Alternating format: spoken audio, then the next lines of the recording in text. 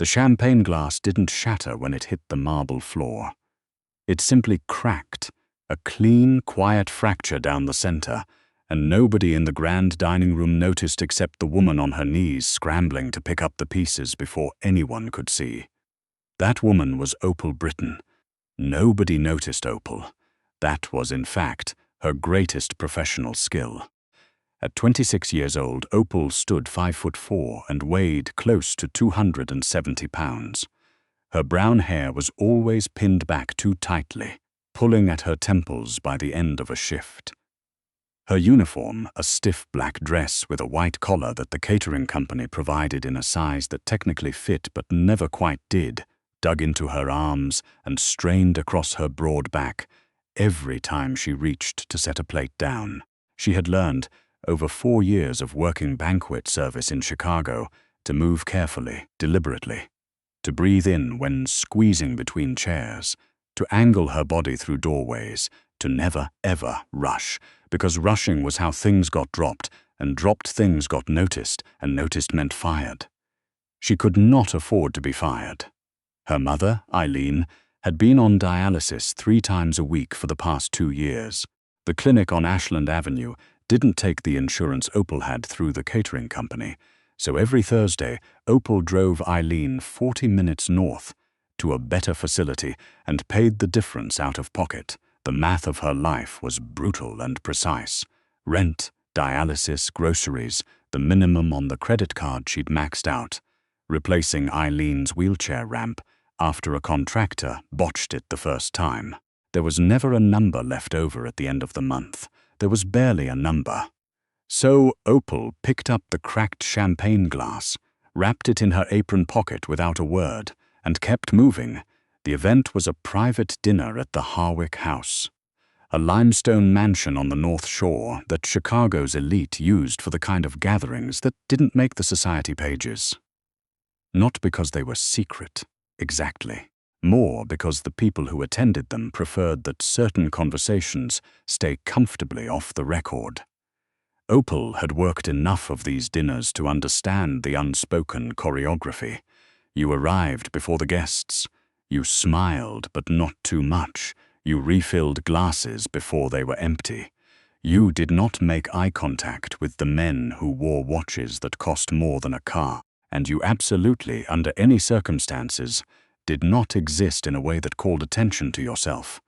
She was good at that last part, had been her whole life. The host of the evening was a man named Adrian Volkov. Opal knew who he was the way everyone in the service industry knew, through rumor and careful, sideways observation. Adrian Volkov was 41 years old and ran a shipping and logistics empire that stretched from Chicago to Rotterdam. On paper, he was a legitimate businessman. He donated to children's hospitals. He sat on the board of 2 universities. He owned a horse that had won some race Opal had never heard of.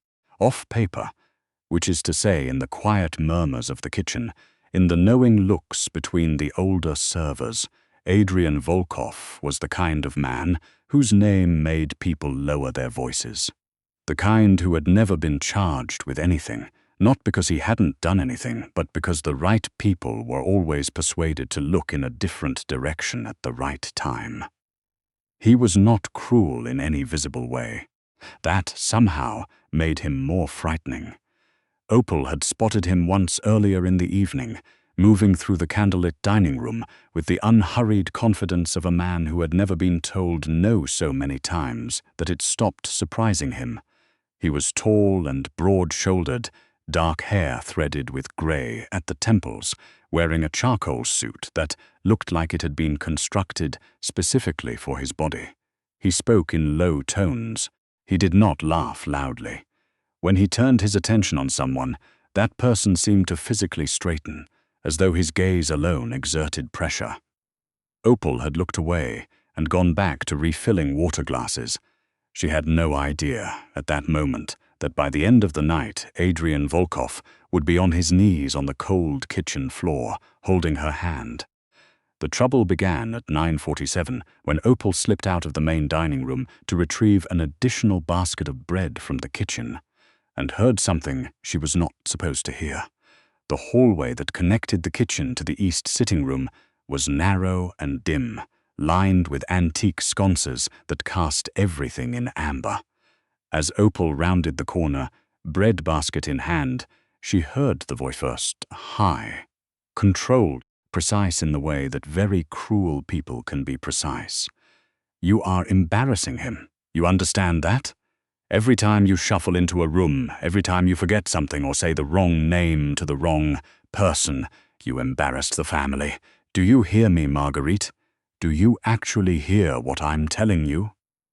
Opal stopped. Through the crack in the sitting room door, she could see a sliver of the room. A woman in her early 70s sat in a high-backed chair near the fireplace. She wore a deep blue evening gown and her white hair was swept up elegantly, but her hands were shaking in her lap, that particular kind of trembling that wasn't cold or nerves, but something older and deeper and harder to name. Her eyes were slightly unfocused, drifting toward the fireplace and then back, searching for something they couldn't quite find. Standing over her, arms crossed and voice like a scalpel, was a younger woman. Opal recognized her, Irina Sewell. She'd been introduced at the start of the evening as Adrian Volkov's fiancée, a 43-year-old corporate attorney from New York with cheekbones sharp enough to cut glass and a smile that she deployed like a tool and then put away. She wore a red gown that cost more than Opal's monthly rent. The diamond on her engagement ring was ostentatious to the point of being aggressive. I'm sorry," the older woman, Marguerite, said softly. Her voice was fragile. "I only meant to say hello to the Harwick boy. I've known his family for 30 years. I couldn't remember his name," Irina said flatly. "You couldn't remember his name." "In front of 8 people. I get confused sometimes. Adrian knows I get confused. He doesn't mind. Adrian minds more than he tells you." Irina moved closer. "He is trying to close the most important deal of his career tonight. And every time you wander into a room and start talking to the wrong person about the wrong thing, you make him look weak. And he cannot afford to look weak. Not tonight. Not ever." Marguerite's hands pressed Gester in her lap, a small, helpless gesture. "After the wedding," Irina continued, her voice dropping to something almost gentle, which was worse, "things will need to change. You understand that? This, living here, being present at his events, it isn't sustainable. I've been looking at some very lovely residences upstate. Quiet, comfortable. You'd have your own garden." Opal's grip tightened on the bread basket. Marguerite Volkov. She'd heard the name mentioned in passing by the older servers. Adrian's mother, widowed. A woman who had, by all accounts, sacrificed the better part of her life, holding the Volkov family together through her husband's illness, through the turbulent years of the business, through every storm that had come for them.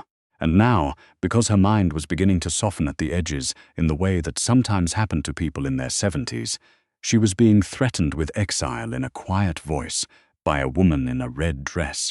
What happened next, Opal could never fully explain. Not in any way that made complete logical sense. She would say later that she simply moved, that her body made a decision slightly before her brain caught up. Irina raised her hand. It wasn't a full swing. It was the gesture that preceded one, the arm drawing back, the weight shifting forward, the absolute certainty in the motion that contact was going to be made. Irina's hand was adorned with a massive oval-cut diamond flanked by smaller stones, and the setting was high and jagged and sharp, and Marguerite's face was already flinching away, eyes squeezed shut, completely unable to defend herself. Opal pushed open the door. She moved faster than anyone who saw her in her normal working life would have believed possible. Her large body was through the gap and between the two women before Irina's arm finished its arc. The impact caught Opal across the side of her face, the rings setting connecting with her cheekbone and skidding upward toward her temple with a force that snapped her head to the side and sent a white explosion of pain through her skull. She stumbled sideways into the chair, knocking it and catching herself on the armrest, and for a moment she just stood there breathing hard, the left side of her face lit up with something beyond pain, something bright and almost electrical. "What in the?" Irina's voice was pure shock. Then, quickly, "You stupid, clumsy, don't," Opal said. Her own voice surprised her. It was very quiet. "Don't finish that sentence."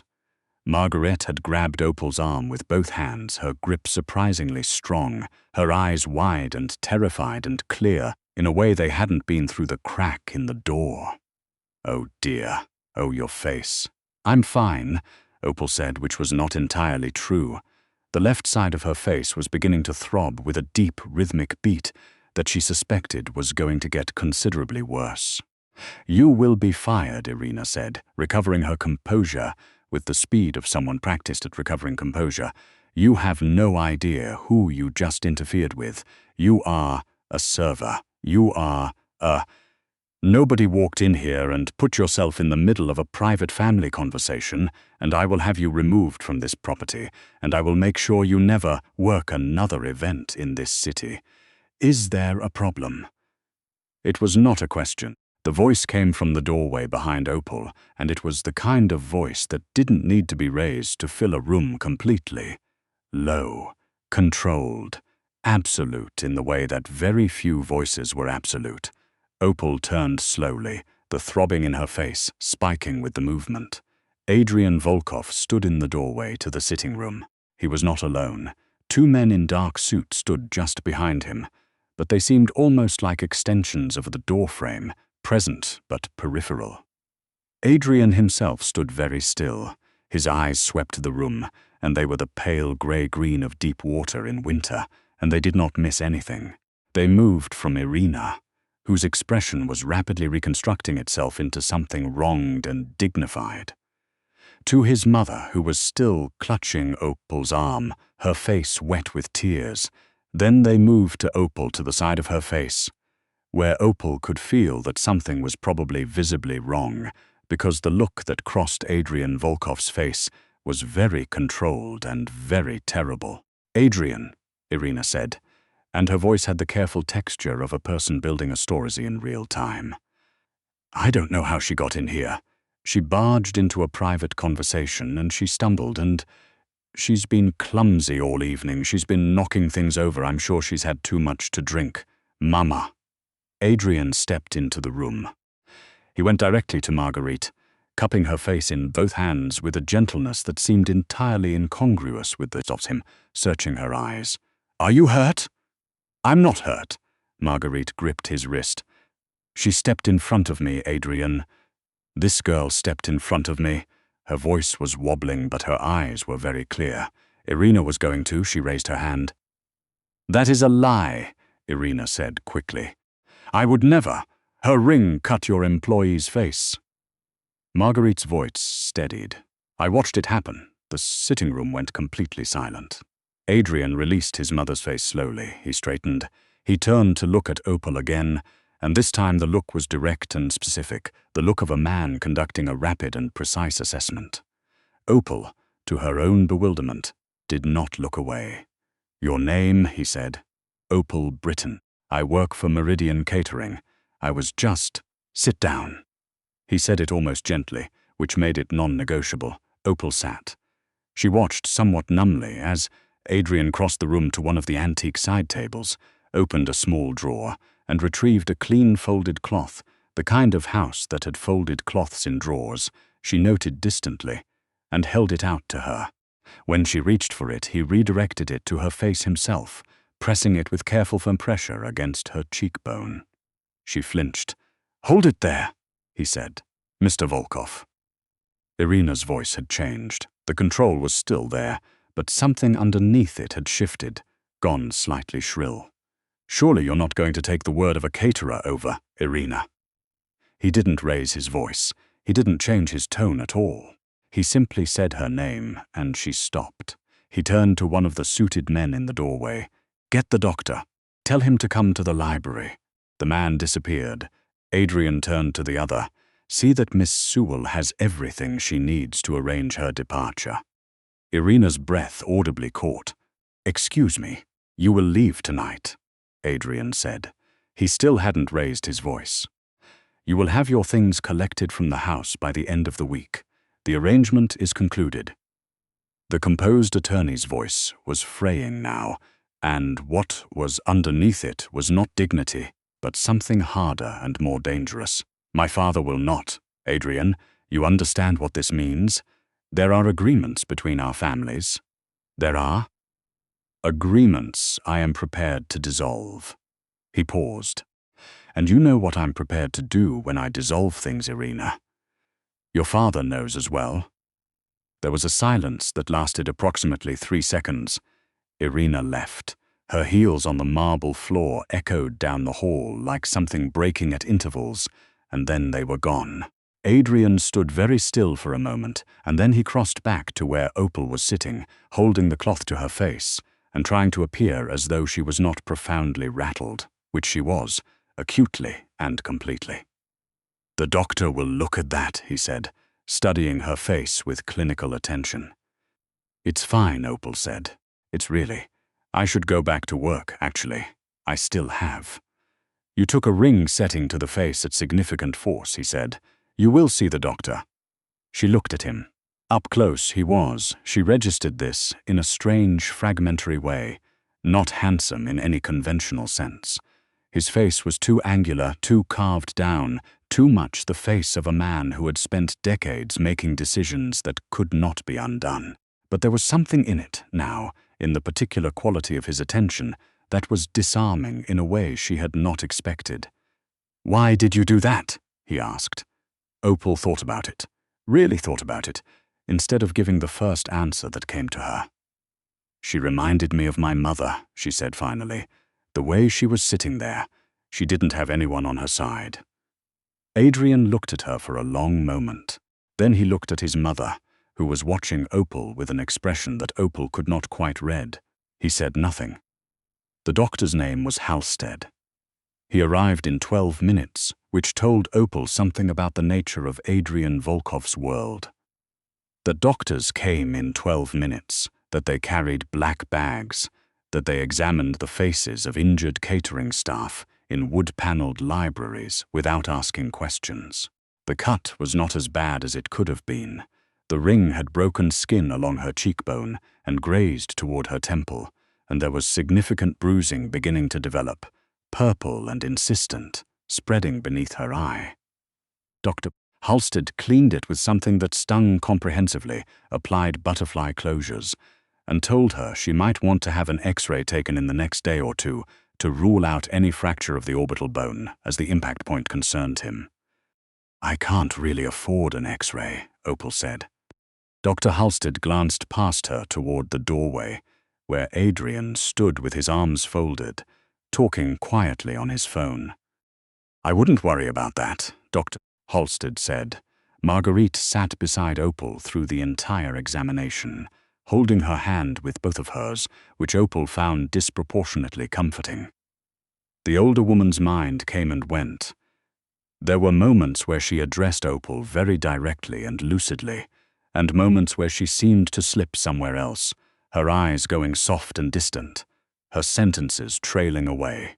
In those moments, Opal simply waited, without making it awkward, the way she had learned to wait for her mother when Eileen's thoughts went sideways from pain or exhaustion or medication. Marguerite noticed. "You're very patient," she said during one of the clear moments. "Most people get that look, like they're waiting for me to be normal again." "You don't get that look." "My mum has bad days," Opal said simply. "What's wrong with her?" "Her kidneys. She's been on dialysis for a while. She gets foggy sometimes from the medication." Marguerite squeezed her hand. "You take care of her yourself." "There's just me," Opal said. "Yeah." The older woman looked at her for a long time, in that focused, penetrating way that sometimes came over her. "You have kind eyes," Marguerite said, "and a very brave face. I don't mean your face right now, although that's brave too. I mean," she paused, searching. "You don't look bitter. Considering." Opal didn't know what to say to that, so they sat together in the lamplight while Dr. Halstead packed his bag, and the sounds of the dinner winding down in the other rooms filtered through the walls. The night should have ended there. In a sensible world, it would have. But an hour later, while Opal was helping the other servers break down the dining room, because of course she went back, because she needed the full shift pay and she was not someone who left a job unfinished, one of Adrian's suited men appeared and said, very quietly, that Mr. Volkov would like a word. The other servers exchanged looks. Opal kept her expression neutral and followed. He was in the small study at the back of the house, standing near the window with a glass of something amber, looking out at the dark garden. When she came in, he turned and she could see him taking in the butterfly closures on her cheek, the bruising that was doing its level best to rival the color of a plum by now. "Sit, please," he said. She sat. "I need to know something," he said. "When you were in the hallway, how long were you there before you came through the door?" Opal chose honesty. With this man, she suspected anything other than honesty was both futile and inadvisable. "Long enough to hear most of it," she said. "The conversation about your mother." He nodded slowly. No visible reaction. Irina's hand was already moving. Opal continued. "I wasn't. I didn't think about it. I just moved. And if you'd thought about it?" She considered the question seriously. "I probably still would have moved. I just would have been more scared while doing it." Something shifted in his expression. Not a smile. His face did not appear to do smiles casually or often, but a slight easing, a fractional shift in the lines around his eyes. "My mother has asked that I convey her gratitude," he said. Those were her words. "Convey her gratitude. I know you don't need it." He turned from the window and sat down across from her, setting the glass aside. When he leaned forward, his elbows on his knees, the executive composure fell back slightly, and what was underneath it was a man who was tired, Opal thought. Not sleepy. Just tired in the deep, prolonged way that people got tired when they had been carrying something heavy for a very long time. Irina Sewell's family has ties to 3 other crime organizations in the Northeast, he said, and his frankness about this startled her. The engagement was not purely personal, it was strategic. A merger, in practical terms. Her father is not going to accept its dissolution without response. He paused. "What I am telling you is that the situation tonight has consequences that extend beyond this house. People who attended this dinner saw you intercede. Word moves quickly in certain circles." Opal absorbed this. "Are you telling me I'm in danger?" she asked. "I'm telling you I would like to make sure that you aren't." She stared at him. "Mr. Volkov, I'm a caterer. I work banquet service. I go home to Pilsen and I drive my mum to dialysis on Thursdays. I'm not part of any of this." "No," he agreed. "You aren't. And that's exactly why I need to ensure that what happened tonight doesn't follow you home." He looked at her with those gray-green eyes that gave away precisely what he decided they should give away, and no more. "I'm going to be direct with you. I don't do things out of sentiment. I do things because they make sense. Protecting the person who protected my mother makes sense. And I would like to offer you a position within my household. Personal staff, managing my mother's care and schedule. The salary would be," he named a number that made Opal go very still, "and it includes full medical coverage for you and 1 immediate family member." Opal sat with that for a moment. "Why?" she finally asked. "Because my mother trusts you. Because you are, demonstrably, someone who acts when it matters. Because the woman who currently manages her schedule cares primarily about her own schedule." He paused. "And because the right people are very hard to find." "I'm a caterer," she said again, somewhat helplessly. "You were," he said. She should have said no. Every sensible, rational, risk-averse instinct she had was composing a polite refusal. She thought about Eileen in the apartment on 23rd Street. The particular way her mother's face went when the medical bills came in. The careful way Eileen always said everything was fine. The way she could tell her mother had been crying before she came home, because she could see it in the set of Eileen's shoulders, even when Eileen was smiling. She thought about the cost of dialysis. "I'd need to think about it," she said. "Of course." He handed her a card, plain. White, just a phone number in small black type. 3 days later, she called. It took another 2 weeks for Opal to understand the full shape of what she had walked into the night of the Harwick House dinner. During those weeks, she told herself that she was simply taking a job, that the staggering salary made it logical. That caring for Marguerite Volkov was not fundamentally different from the way she had been quietly caring for people her whole working life. Only now she would be compensated adequately. She told herself this, and it was even mostly true, and it had nothing at all to do with the way Adrian had looked at her across the study with those unreadable pale eyes and said, "The right people are very hard to find." Marguerite was genuinely and straightforwardly a joy to work with. She had a dry, precise humor that she deployed without warning. She was fiercely intelligent on her good days and on her difficult days, frightened in the particular way of people who know their own mind is misbehaving and cannot stop it. Opal learned her patterns quickly. She learned which staff members spoke too loudly when Marguerite was confused, making it worse, and quietly rearranged who was assigned to which hours. She learned that Marguerite's worst episodes came in the late afternoon, and that morning walks in the garden, regardless of weather, seemed to anchor her more reliably than the medication adjustments the previous coordinator had been experimenting with. She also learned, gradually and unavoidably, that the Volkov household had a particular kind of gravity, and that Adrian was the center of it. She did not see him often. He was in and out. New York, Rotterdam, London, sometimes simply the other wing of the house. But he had a habit of appearing without warning in places where she was, and each time he spoke to her. Not in the way that employers sometimes spoke to household staff, which was a form of speaking at. He asked her questions and then waited for the actual answers. He remembered what she had said in previous conversations and referenced it without appearing to try. When she mentioned in passing that she had once wanted to study nursing, but the program cost had been impossible, he looked at her for a moment in a particular way, and then simply moved on, and she thought nothing of it. She tried, sincerely, to think nothing of it. The Sewell situation resolved itself in ways she was not given the details of, but she could feel the resolution, in the slight ease of tension among the household staff, in the particular manner of Adrian's underboss, a quiet man named Reyes who communicated primarily in nods when he came to give a report one morning. Whatever response Irina's father had attempted had apparently met the boundary of Adrian's world in a definitive way. One evening in late January, Opal found Marguerite in the solarium at midnight, sitting in the dark in her nightgown, perfectly still, looking at the snow coming down in the garden.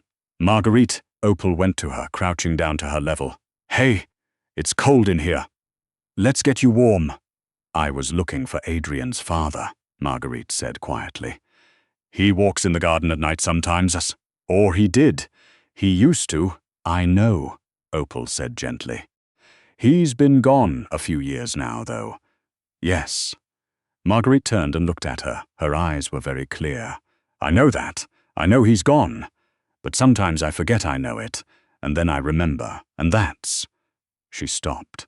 "That's its own particular thing." Opal sat down on the cold tile floor beside the old woman's chair, pulled the blanket from the arm of the adjacent seat, and draped it across Marguerite's lap. "I'll stay until you're ready to go back in," she said. They sat in the dark, and the snow came down, and neither of them spoke for a long time, and it was not uncomfortable. She heard him before she saw him. The soft sound of a door, and then Adrian was standing in the solarium doorway in his shirt sleeves, no jacket, clearly having come from his office. He took in the scene, his mother in the chair, Opal on the floor beside her, and his face did the thing it occasionally did around Opal, which was that it showed something it usually did not show to the world at large. He sat down on Opal's other side, on the cold tile floor, in a shirt that probably cost $500, without any apparent concern for either. The three of them sat in the dark and watched the snow fall. "She does this," Adrian said quietly after a while. To the room, "I know," Opal said. "The previous coordinator used to call me. To handle it, I figured I had it." He turned to look at her in the low light.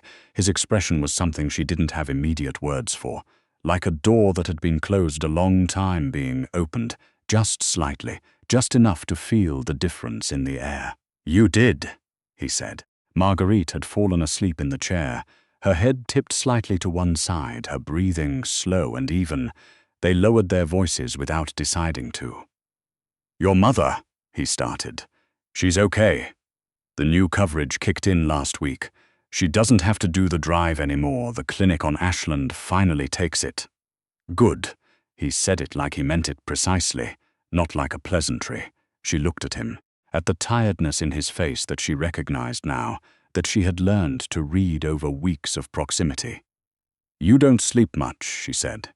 "No, because of the work." He thought about it, which she appreciated. The fact that he thought before he answered her, the same way she thought before she answered him. "Partly," he said. "And partly because this house has been." Another pause, quiet in a particular way since my father died. "My mother and I are very different people. We don't always know how to be in the same room without the bridge." Opal was quiet for a moment. "She talks about him," she said. "Your father. She told me he used to let her read to him in the evenings, even though he didn't particularly like the books she chose, because he liked to watch her read." Adrian was very still. "She said she's never told anyone that," Opal added carefully. "She hasn't," he confirmed. "Not me. I think she finds it easier with someone who isn't." Opal searched for the word, implicated, grief-wise. "She can say it to me without worrying about what it does to me." He looked at her for a long moment. "What did you do?" he said, "before the catering?" "Everything," she's said honestly. "Home health aide for 2 years. Call center. Grocery store. I was good at the home health work, but the pay wasn't sustainable. So in the nursing program." She blinked. "That was months ago that I mentioned that." "I know. There are programs." She didn't know what to say. "Through the hospitals I'm affiliated with. Fully funded for staff and staff family members, if that was something you wanted to return to." "Ah." Opal stared at him. "I'm not trying to," he began. "I know you're not," she said. "I know." She did know. That was the strange thing. She understood, somehow, that he wasn't offering because he wanted something. He was offering because he had seen a thing that was true about her. The way she had sat with his mother through the medical exam, the way she arranged a room to make someone feel less lost in it, the quiet skill of it. And he was the kind of man who believed that things true about people should be supported, not because it was sentimental, but because the alternative was a specific kind of waste that offended him. She looked at Marguerite, asleep in her chair, and at the snow coming down outside, and at the man sitting on the tile floor beside her, who ran criminal enterprises across 2 continents and could not figure out how to eat dinner with his own mother. She thought about the version of herself that had for 26 years made herself as small as possible in every room she occupied, who had learned to breathe in when passing between chairs, who had endured 1,000 small cruelties with her head down because the alternative meant losing something she couldn't afford to lose. She thought about the way she had moved through that sitting room door without thinking. "Tell me about the program," she said. He did. They talked quietly until Marguerite woke, and then the 3 of them walked back through the house together through the silent midnight halls, and Adrian made tea with the focused, slightly too careful attention of a man who did not make tea very often and was not about to admit it. And Marguerite laughed at him for it, and Opal stood in the warm kitchen of that extraordinary house and felt, for the first time in longer than she could accurately remember, like she was standing in exactly the right place. She had walked into a candlelit room to pick up broken glass, and she had walked out of the night entirely changed. That was not the ending, of course. There were months ahead of complications, of Adrian's world pressing against the quiet life she was trying to build inside it, of Marguerite's illness moving in the slow and non-negotiable way it moved, of Opal learning what it meant to matter to someone who was not her mother. There was the afternoon Adrian came and sat across from her at the kitchen table and told her with the careful precision he used for everything important that he did not know how to do this, meaning what was happening between them, but that he had spent a great deal of his life doing things he did not know how to do, and he intended to apply the same approach here. There was the way she had laughed, and then the way he had looked at her when she laughed, like it was something he wanted to study so he could find it again. There was all of that, and more. But it started, as so many things start, with a cracked champagne glass no one noticed, and a woman making herself small in a room, and a split second in a doorway when she simply refused to stay that way anymore.